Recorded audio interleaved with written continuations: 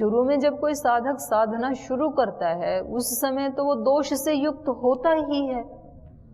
अगर वो दोष से मुक्त होता तो उसको साधना करने की भी क्या जरूरत है। तो ये ऐसा नहीं है कि जिसका चित्त पवित्र है वो ही केवल प्रार्थना उपासना करे, जिसका चित्त पवित्र नहीं है तो उसके प्रार्थना करने से भी क्या होगा, ऐसे बोलते हैं कुछ लोग। लेकिन ये गलत बात है, क्योंकि प्रार्थना तो करेगा ही वो व्यक्ति जिसका चित्त अभी पवित्र नहीं है, इसीलिए तो कर रहा है। तो कभी भी साधक को अपने मन में ये नहीं सोचना चाहिए कि मैं क्या शुरुआत करूं, अभी तो मेरे अंदर इतने दोष हैं इसीलिए करना है। और फिर जैसे जैसे वो करता है तो वो अपने आप हटती जाती हैं चीजें। हम लोक में भी देखते हैं, किसी काम को हम करने लग जाते हैं तो वो काम हमारे लिए सरल हो जाता है। जब तक हम उस काम को टच नहीं करते हैं तो वो काम हमारे लिए कठिन होता है। जब आप अपने घर में थे, आप संस्कृत जानते भी नहीं थे, तो आपको लगता था कि भाई संस्कृत कैसे पढ़ेंगे, कभी पढ़ा ही नहीं हमने तो ये बहुत कठिन था। फिर जब आप यहाँ आए, आप तो खुद ही, जब आप असम से आए तो आप हिंदी भी नहीं जानते थे, तो आपको लगता था कि ये देवनागरी लिपि, ये संस्कृत, हिंदी हम कैसे जानेंगे।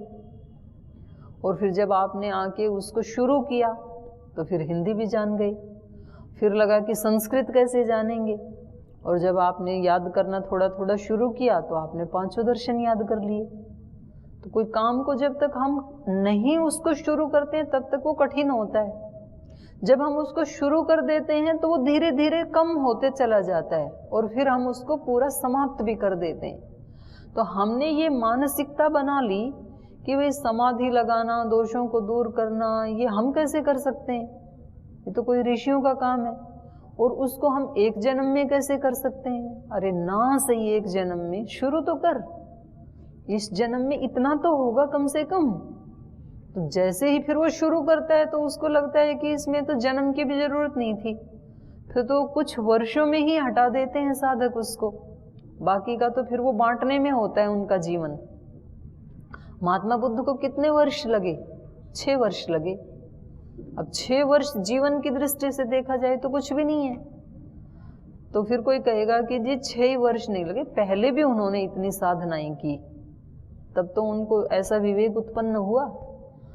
तो कौन कहता है कि हमने पिछले जन्मों में साधनाएं नहीं की? हो सकता है हमने भी पहले कर ली हो और अभी 6 वर्ष का काम बचा हो, ये भी तो हो सकता है ना। तो ऐसे करके व्यक्ति ऐसी मानसिकता बनाए अपनी कि चाहे कितना भी कठिन काम है लेकिन आखिर किया तो मनुष्यों ने ही है। समाधियां भी आज तक जो लगाई तो वो ऋषि, जो वो मनुष्य ही तो थे, और कभी ना कभी तो उनकी भी ऐसी स्थिति थी कि वो समाधिस्थ नहीं थे। उन्होंने जब साधना शुरू की तो उस समय वो उनका चित्त भी कैसा था? दोष युक्त था, समाधि से युक्त नहीं था। और जब उन्होंने पुरुषार्थ करके ये शुरू किया तो सब कुछ हो गया। तो आप कहेंगे उनको तो हमने देखा ही नहीं, तो आप अपने गुरु को तो देख सकते हैं। जब वो घर से निकले तो उनके पास तो कोई भी ऐश्वर्य नहीं था, कोई माता पिता का भी बैकग्राउंड नहीं था, कोई गुरुकुल में जाके कोई गुरु का भी ऐसी गद्दी नहीं थी जैसी हमें मिली है, एक नाम मिला है, ऐसा तो नहीं था। तो फिर भी एक व्यक्ति ने शुरू किया तो मिला ना सब कुछ। तो ऐसे देख करके, अपने से आगे वाले को देख करके व्यक्ति को जो उसके अंदर की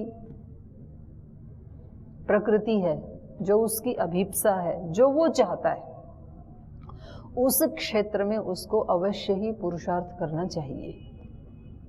जो वो चाहता है, कोई व्यक्ति सांसारिक समृद्धि चाहता है तो वे संसार के में आपको यदि संसार से प्रशंसा चाहिए तो फिर आपको सांसारिक समृद्धि के लिए पुरुषार्थ करना पड़ेगा। संसार में उन लोगों को प्रतिष्ठा, गौरव, प्रशंसा मिलती है जिनके पास शब्द ज्ञान होता है, डिग्रियां होती हैं, भौतिक ऐश्वर्य होता है, बोलने की कुशलता होती है, ये सारी कुशलताएं हैं बाहर की, तो वो उसके लिए पुरुषार्थ करे। फिर वो सारे दर्शन भी याद करे, फिर वो व्याकरण में अष्टाध्यायी धातु पाठ ये सब याद करे तो उसको गौरव मिलता है। गीता भी याद करे, वेद के भी कई सारे सूक्त याद करे। यदि उसको इसमें प्रतिष्ठा चाहिए तो, उसको ऐश्वर्य चाहिए तो फिर वो धन कमाने के लिए पुरुषार्थ करे। और किसी को ईश्वर की कृपा चाहिए, ईश्वर से वाह वाह चाहिए, तो फिर वो आंतरिक पुरुषार्थ करे। इसका निषेध नहीं है, ये करते हुए भी आंतरिक पुरुषार्थ किया जा सकता है। शास्त्र स्मरण करते हुए भी आंतरिक पुरुषार्थ किया जा सकता है, और केवल हल जोतते हुए भी आंतरिक पुरुषार्थ किया जा सकता है। ज्योति बनाते समय भी आंतरिक पुरुषार्थ किया जा सकता है। तो आंतरिक पुरुषार्थ उस व्यक्ति को करना चाहिए जिसका गोल ये है कि मैं ईश्वर को खुश करूं, और ईश्वर को भी क्या खुश करना है, ये उसकी साधना का एक प्रारंभ है। बस ईश्वर किसी से खुश या नाराज होता ही नहीं है, पर उसको ये लगता है कि मेरा गोल है अंदर। तो फिर वो पूरे दिन भर अपने भाव और विचारों की बहुत जागरूकता से रक्षा करता है। इस समय कौन सा भाव चल रहा है, ये मेरे लिए कैसा रहेगा, ये भाव या ये विचार, तो फिर वो उसके ऊपर ज़्यादा बल देता है। तो बाहर से कभी उसको ध्यान भी नहीं रहता कि लोग मेरी प्रशंसा कर रहे हैं या उपेक्षा कर रहे हैं, क्योंकि वो तो वहाँ लगा हुआ है, व्यस्त है अपने उसको संभालने में।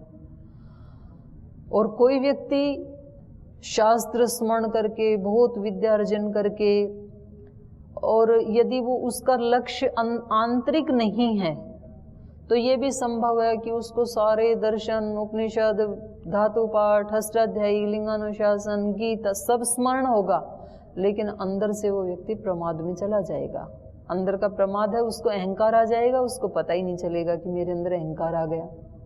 वो कभी किसी दूसरे व्यक्ति को नीचा समझने लगेगा, खुद को श्रेष्ठ समझने लगेगा, उसको पता ही नहीं चलेगा कि मैं ऐसा कर रहा हूँ। ऐसे होता है।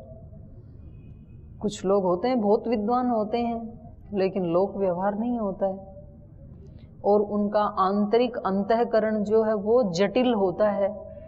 तो कल उन्होंने बहुत अच्छी बात कही, भागवत जी का भाषण जो था ना, रावण के पास क्या नहीं था, नए शास्त्र उन्होंने घड़ दिए, लेकिन अंदर से अवेयर नहीं थे तो अच्छे व्यक्ति नहीं बन पाए, ईश्वर के प्रिय नहीं बन पाए। फिर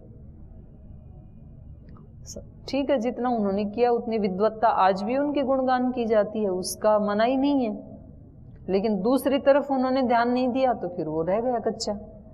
और ऐसे भी लोग हैं जिन्होंने बाहर इन चीज़ों को प्राप्त करने में उतना ध्यान नहीं दिया, लेकिन अंदर से उन्होंने अपने आप को बिल्कुल परम पवित्र बना लिया। तो ऐसे उदाहरण भी हमारे सामने, संत रैदास आदि, मीराबाई आदि, उन्होंने कौन से याद किए थे, तो उनका वो पक्ष है उसका गुणगान नहीं होगा, उनका जो आंतरिक पक्ष है उसको आज तक भी गुणगान किया जाता है। तो ये हमें तय करना है कि मुझे क्या करना है, और ये भी हो सकता है दोनों करें, ये भी हो सकता है कोई एक करें, पर ये बिल्कुल क्लियर कट होना चाहिए कि मुझे करना क्या है। मुझे शास्त्र का बाहर की और अंदर की दोनों समृद्धियों को लेके चलना है, या केवल बाहर वाली को लेके चलना है, या केवल अंदर वाली को लेके चलना है। जो मुझे लेके चलना है उसके लिए फिर मुझे आज से ही पुरुषार्थ शुरू करना चाहिए। तो शुरू करते हैं तो फिर काम होते हैं, ऐसी कोई बात नहीं है। ओम देवी, ये 13वां खंड का जो दूसरा श्लोक था उसमें दक्षिण का झरोखा पिंड में श्रोत्र को बताए थे और ब्रह्मांड में चंद्रमा को। तो इसमें जो इसका स्वरूप है वो श्री और यश है। तो श्री से हम भौतिक संपदा ले सकते हैं और दोनों। यश तो दिखता नहीं। ऐसे कैसे दिख जाएगा, जब साधना करोगे तब दिखेगा। श्री तो दिख जाता है, जैसे धन संपत्ति दिख गया भौतिक में, यश तो नहीं दिखता। कोई जैसे जा रहा तो दिखता है, जिसके पास श्री होती है उसी का ही यश होता है। स्वामी जी के पास श्री है इसलिए उनका सुयश भी है। जिस विद्यार्थी के पास विद्या की श्री होती है उसका सुयश भी होता है कि कितना इंटेलिजेंट है। इसको कल देख नहीं रहे थे, बच्चों का सुयश हो रहा था जिनको पूरी गीता याद है, तो उनके पास श्री है इसलिए उनका सुयश भी है।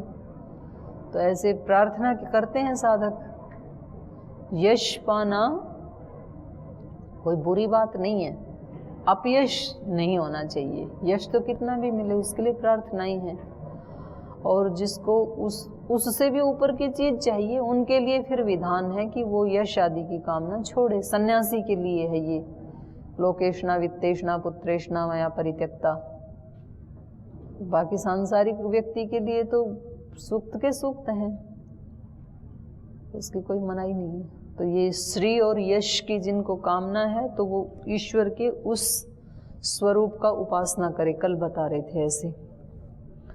तो ये दक्षिण सुषि बता रहे थे। अब इसके बाद पूर्व से चले थे ना, पूर्व दक्षिण पश्चिम। पश्चिम में कैसे ऐसे परिक्रमा कर रहा है साधक, तो अब पश्चिम में बता रहे हैं। अथ यो अस्य प्रत्यंग शुषिः सोपानः सा वाक् सो अग्निः तद एतत् ब्रह्मवर्चसम् अन्याद्यम् इति उपासीत। ब्रह्मवर्चस्य अन्नादो भवति य एवं वेद। अथ यो अस्य प्रत्यंग शुषिः, प्रत्यंग माने पश्चिम, जो इस ब्रह्म का पश्चिम झरोखा है, पश्चिम जाली है, जंगला है, सो अपान, वो अपान है। पहला प्राण बताया था, दूसरा व्यान बताया था, अभी तीसरा अपान बता रहे हैं। और पिंड में क्या है? सा वाक् सो अग्नि। तो वाणी किसका रूप है? अग्नि का रूप है। और भी कई जगह आया है कि अग्नि जो है वो वाणी में जाके प्रतिष्ठित हो गई। तो ये अग्नि है। तो अग्नि दो प्रकार के कार्य करती है ना, भोजन आदि पकाने का, माने रक्षा का कार्य भी करती है अग्नि। भोजन पकाती है, ताप देती है, प्रकाश देती है, अंधकार को मिटाती है। तो एक तो रक्षा वाला भाग है, और जलाती भी है, मृत्यु भी देती है ना। तो वाणी के दो भाग हैं। वाणी रक्षा भी करती है, वाणी सुयश भी देती है, वाणी सारे काम बनाती है, और वाणी ही व्यक्ति को नीचे भी गिरा देती है। कोई व्यक्ति एक शब्द बोलता है और उसकी बहुत प्रतिष्ठा होती है। स्वामी विवेकानंद ने एक शब्द ही तो बोला था, वहां जाके सब लोग उनके लिए ताली बजाने लगे। और कोई भरी सभा में एक शब्द ही तो बोलता है और वो तुरंत गिर जाता है, सबकी दृष्टि में, अपनी दृष्टि में भी गिर जाता है। तो ये अग्नि जैसे है ये वाणी, ये रक्षा भी करती है और ये विनाश भी करती है, दोनों ही बातें हैं। तो सा वाक् सो अग्नि तद एतत् ब्रह्मवर्चसम, ये ब्रह्मवर्चस है, ब्रह्म का तेज है ये वाणी। अन्नाद्यम इति उपासीत, यह एवं वेद, जो ऐसा जानता है वो इसकी उपासना करता है, और वो क्या हो जाता है? अन्नाद, भोक्ता, इस वाणी का भोक्ता हो जाता है। यह एवं वेद, जो इस वाणी के इस स्वरूप को जानता है। और इस स्वरूप को जानते हुए यह एवं वेद उपासीत, जो ऐसा जानता हुआ इस वाणी की उपासना करता है। उपासना करता है मतलब धूप जला के आरती उतारता है, ऐसा नहीं। वाणी की महिमा को जानते हुए जो वाणी का सोच समझ करके प्रयोग करता है, यही उपासना है।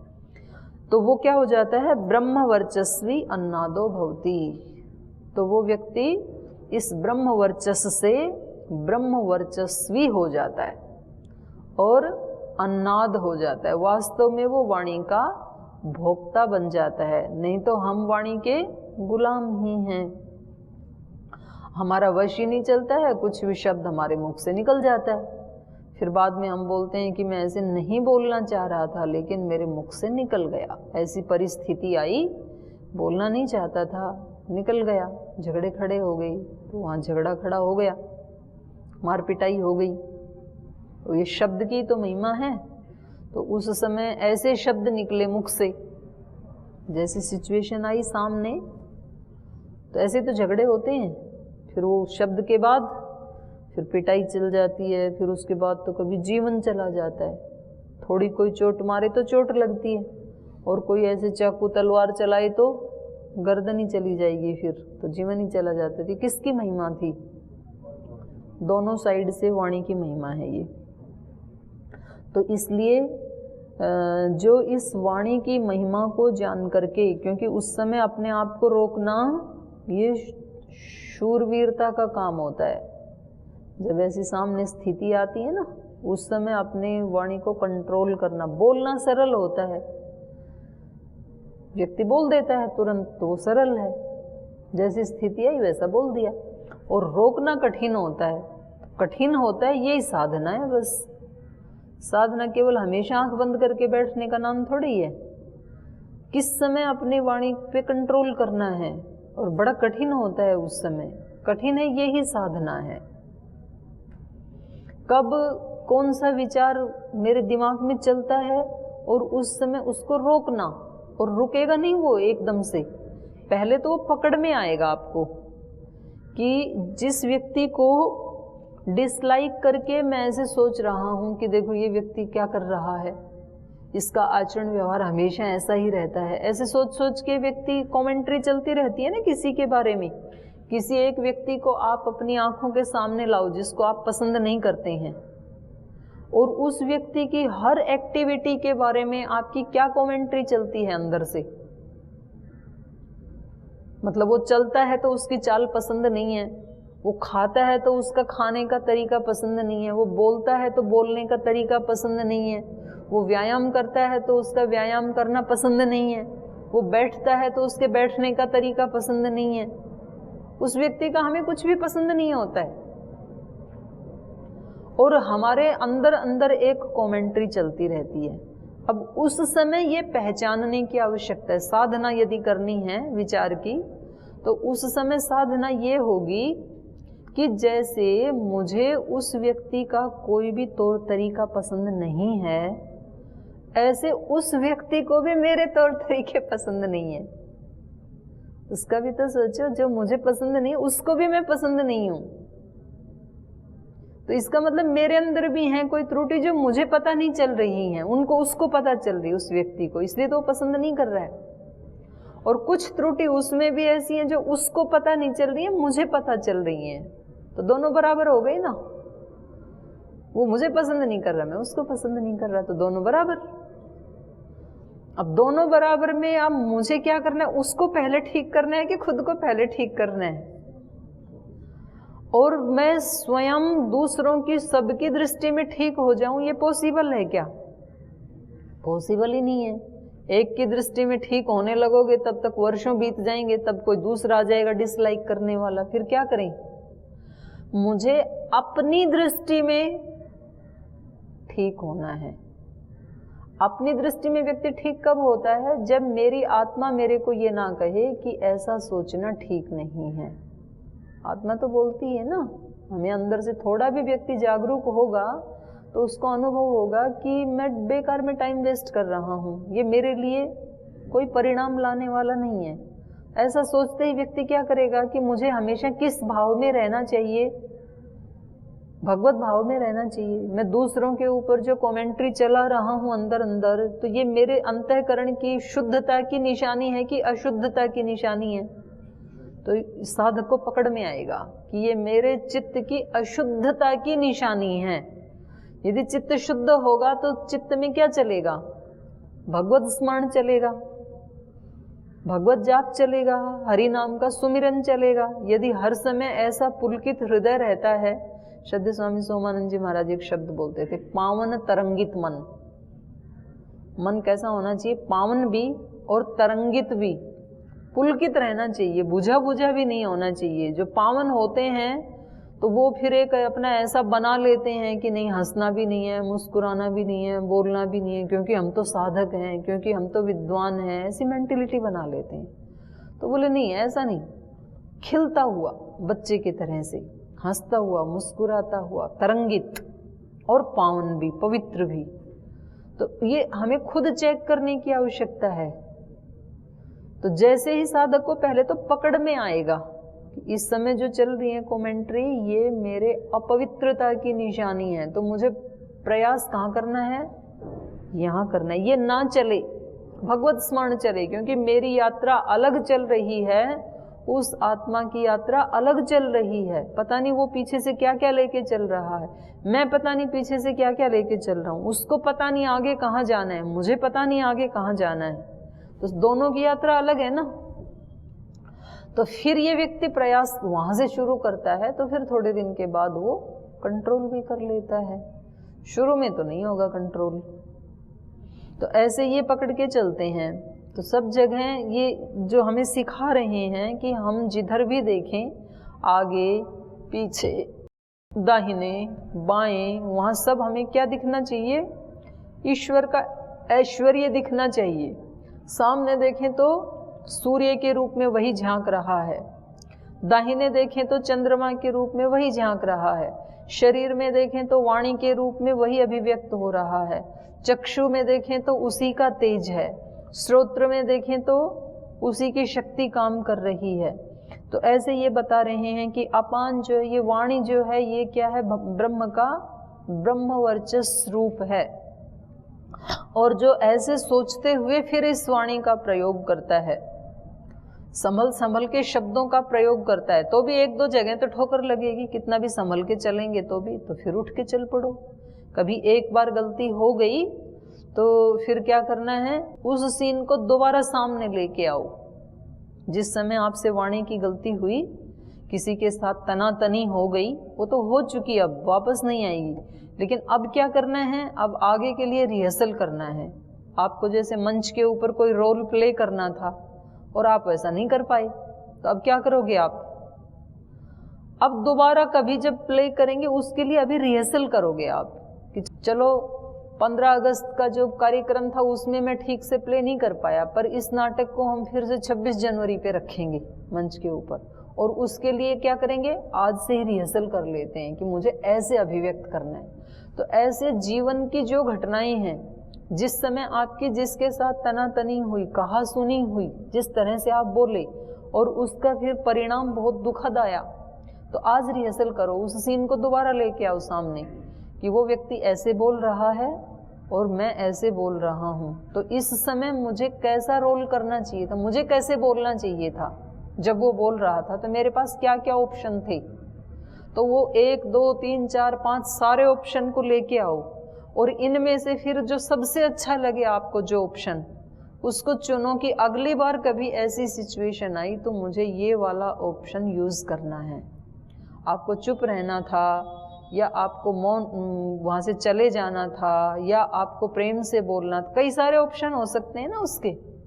खुद निकालो आप अपने अंदर से कि इसके अलावा और क्या क्या कर सकता था मैं, और उनमें से एक पकड़ के फिर अब तैयारी करके चलें कि अगली बार कभी ऐसी स्थिति आई तो ऐसे रिएक्ट करना है। हो सकता है अगली बार भी फेल हो जाए, फिर लेके आओ, फिर रिहर्सल करो। जब तक स्टेज के ऊपर अच्छे से प्ले करना ना आ जाए तब तक रिहर्सल करते रहो।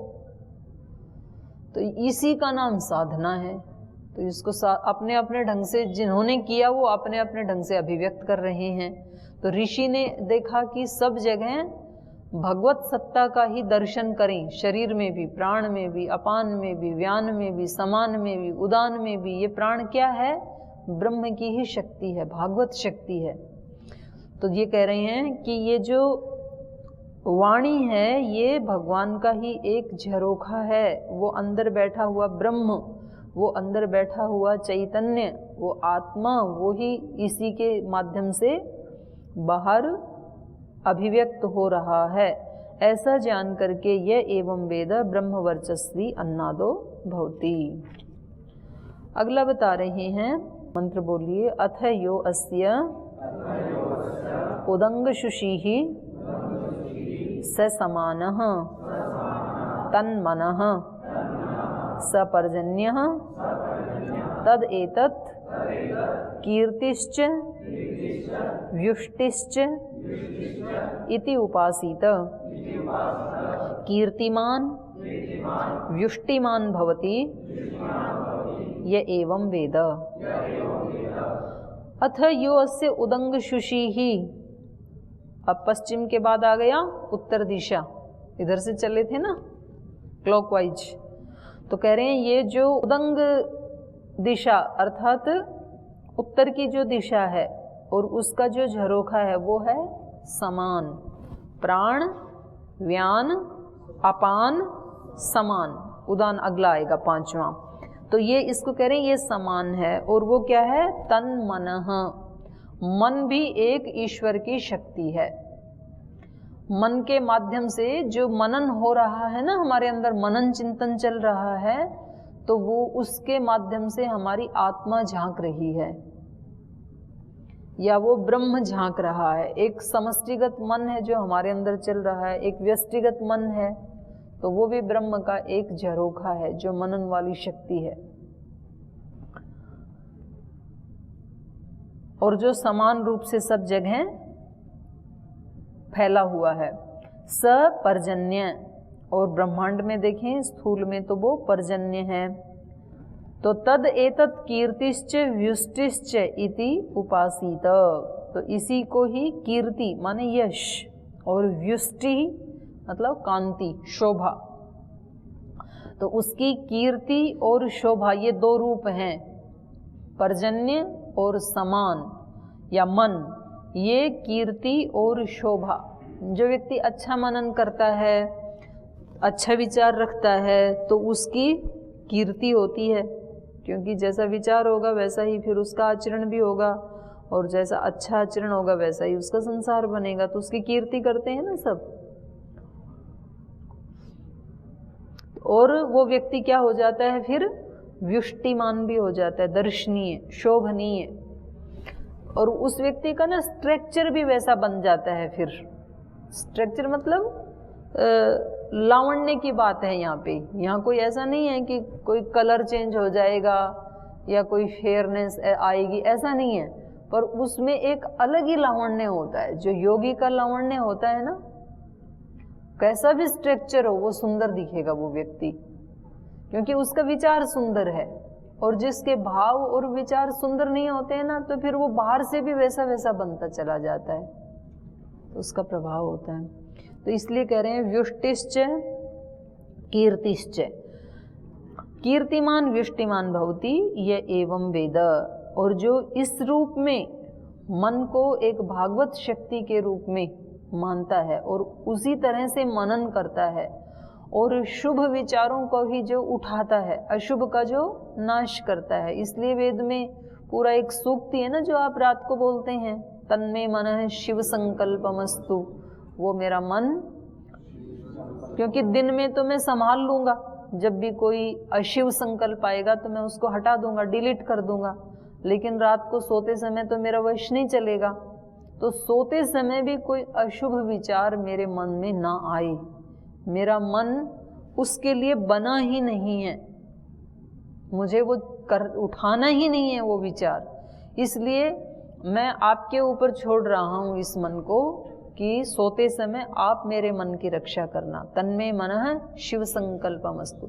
इतना जो अपने मन के प्रति जागरूक है, तो वो व्यक्ति कीर्तिमान व्युष्टिमान भवति। जब भी सोचता है ऊंचा ही सोचता है, जब भी मनन करता है भलाई का ही मनन करता है, अपनी भी ऊंचाई के लिए मनन करता है, संसार की भी ऊंचाई के लिए मनन करता है, अपनी भी भलाई के लिए विचार करता है, संसार की भी भलाई के लिए विचार करता है। तो ये मन का उचित प्रयोग है। और जब भी मन में विचार आता है तो अपने अंदर भी कष्ट पीड़ा पैदा कर लेता है, नेगेटिव सोचता है तो कष्ट ही होता है, और दूसरों के लिए भी पीड़ाएं ही खड़ी करता है, क्योंकि उस व्यक्ति को यदि उस विचार का पता चल जाए, और पता तो चल ही जाता है भावों का। एक तो स्थूल व्यवहार होता है, एक भाव होते हैं। किसी व्यक्ति के प्रति हमारे कैसे भाव हैं, इसमें बहुत कुछ इस पे डिपेंड है कि वो व्यक्ति भी हमारे बारे में कैसा भाव रख रहा है, कैसा सोच रहा है। उधर से वो ठीक नहीं सोच रहे तो हम भी ठीक नहीं सोच रहे हैं, तो फिर वो चलता रहता है, अंतर्द्वंद्व चलता रहता है, अंतर युद्ध चलता रहता है। और इसकी शुरुआत हम सोचते हैं कि वहाँ से हो, और वो सोचता है कि यहाँ से हो। तो साधक हमेशा शुरुआत अपने से करता है, तो उसमें कुछ टाइम लगता है, लेकिन फिर वो सबकी दृष्टि में वो दूसरा व्यक्ति कब तक फिर उसके लिए बुरे भाव सोचेगा, तो वो भी फिर छोड़ देता है थोड़े दिन के बाद, और वो अपने सीधे रास्ते पे अपने लक्ष्य पे पहुंच जाता है।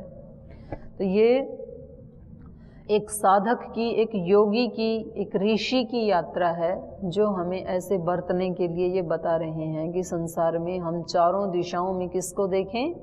उस ब्रह्म को ही देखें। वो ही झांक रहा है भिन्न भिन्न रूपों में। और जब हम अपने शरीर में देखें, अपने शरीर की प्राण आदि शक्तियों को देखें, प्राण अपान समान आदि, तो उसमें भी वो ब्रह्म ही सक्रिय हो रहा है, क्रिया कर रहा है, हमारे वश में नहीं है। हमारे जो प्राण चल रहे हैं ये हमारी मर्जी से नहीं चल रहे हैं। हमारी मर्जी से चलें तो हम कभी बंदी नहीं होने देंगे, तो कभी भी मृत्यु आएगी ही नहीं। तो ये किसी और शक्ति की मर्जी से चल रहे हैं। शरीर में से जो अपान मतलब जो सफाई कर रहा है, जो बाहर जा रहा है, तो ये हमारे वश में थोड़े ही है, एक महान शक्ति के तहत हो रहा है। तो ऐसे हम उसको अनुभव करते हुए अपने जीवन का आचरण बनाएं। ऐसे जीने के लिए हमें बता रहे हैं। शेष विषय को हम कल पढ़ेंगे। आज यहीं विराम देते हैं कक्षा को।